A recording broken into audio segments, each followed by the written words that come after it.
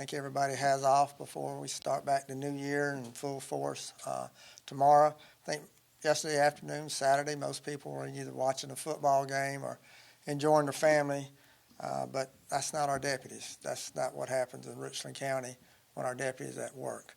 I'm going to go over two different cases that happened yesterday afternoon and yesterday evening.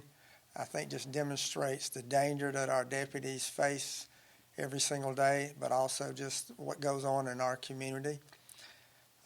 With shootings, I've talked many times about guns, how guns going to get somebody either in prison or in the cemetery. Yesterday we was fortunate we had someone shot, another young person shot. Do not believe he's going to make it to the cemetery, which is a good thing. And those are responsible for the shooting. We're on their track right now, and hopefully we'll have them in jail pretty soon. But just kind of a bad way to start off the new year. First incident happened on Alcott Drive yesterday afternoon around 5:40. We're going to play you a audio of ShotSpotter, which is the program that we have that can detect firearm shots, lets us know immediately what they are. These are not fireworks. What you're going to hear are guns being shot, and you're going to hear multiple shots. You have two different audios we'll play. First one I think is around 26 shots, and then just seconds later, then you'll hear another one, 3 shots. I just want everybody to listen to the amount of firepower and the amount of bullets that's being thrown out into a community. Unfortunately, one person was shot. Could have been a lot more, but we'll play the audio of the ShotSpotter.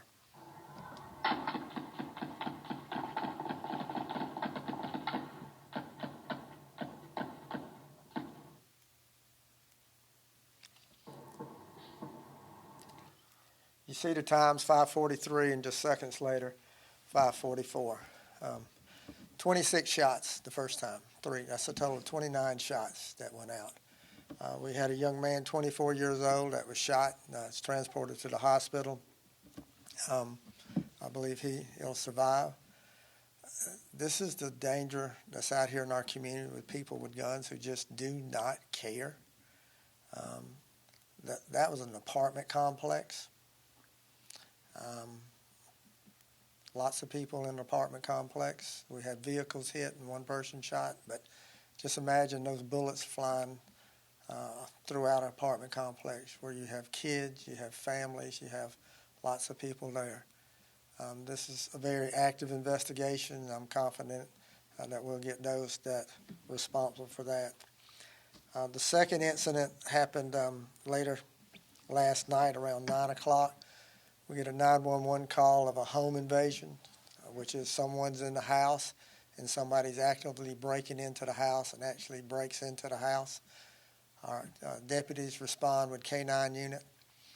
We start tracking the individual. The dog's following the tracks of the individual and scent.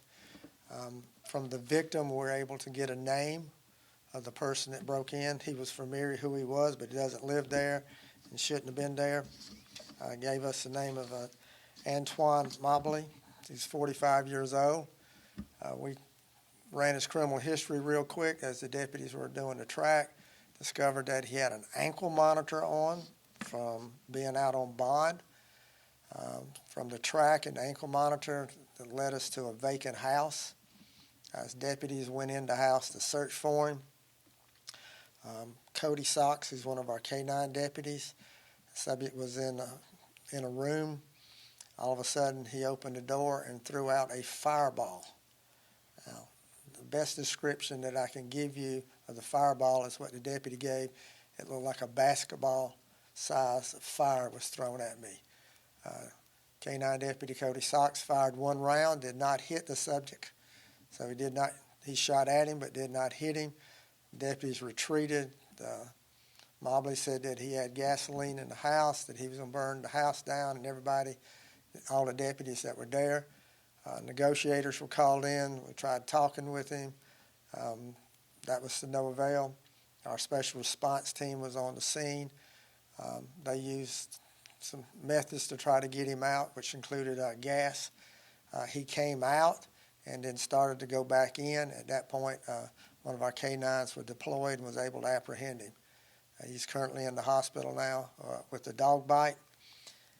You see the different charges that we have him charged with. I want to bring out his record. Two convictions for assault, battery, high and aggravated nature. 3 burglary, second-degree convictions, simple assault, domestic violence. He's had 3 parole revocations. He's currently awaiting trial for criminal sexual assault and kidnapping charges by the City of Columbia from 2024. We arrested him on December the 5th, about a month ago, for public disorderly conduct and also for resisting arrest. Again, he was on an ankle monitor for the criminal sexual assault, which $50,000 surety bond and an ankle monitor. He received a $5,000 bond for assault and battery and resisting arrest. This is someone who don't need to be out on our streets. His previous convictions, the fact that he's out on multiple bonds, demonstrated just how dangerous he is. Breaking into a resident last night with people there, then also trying to kill one of our deputies by throwing fire on him. It's not someone that needs to be out there on our streets. So this was a Saturday night for the Richland County Sheriff's Department. This is what our deputies face constantly, the danger that's out there, but also the danger to the community. When you look at the Alcott shooting, 29 rounds fired, 1 person shot. Unfortunately, it started off with a bang with 2026. So here we are.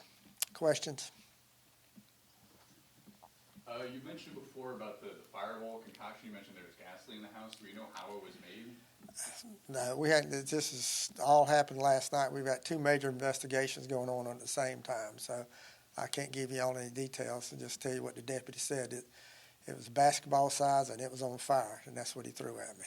So we're still, again, it was a vacant house he was in. We don't know exactly what all he had, so we're still working that out. Injuries to the officer and the canine? No injuries to any of our people last night, and I think the only injury he's got is when he tried to run back into the house after he was given up, and the dog got him. The dog bit him, so he's being treated for a dog bite. And then he'll be transported to the jail, and we're hoping that no bond be set on him. Again, he's currently out on 2 bonds. Ankle monitors are nice. They help us catch them. Do they prevent crime?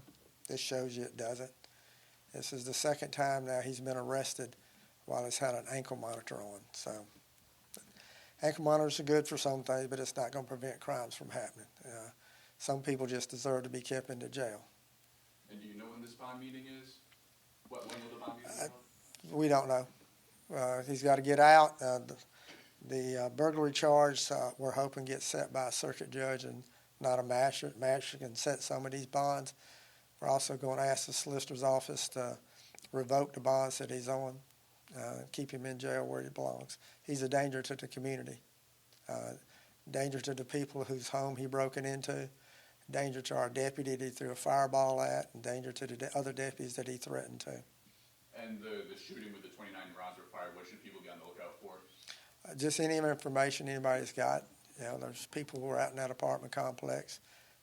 Just ask anybody to call Crime Stoppers and let us know. This is your community. This is your community that was exposed to all these bullets last night or yesterday afternoon.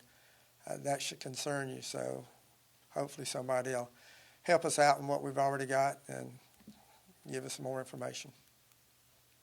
Apologies if you did state this during the presentation, but did you say a location for the second incident that occurred last night? It was in the King Arthur Court. That's where the original call came from. All right, that it? Thank you.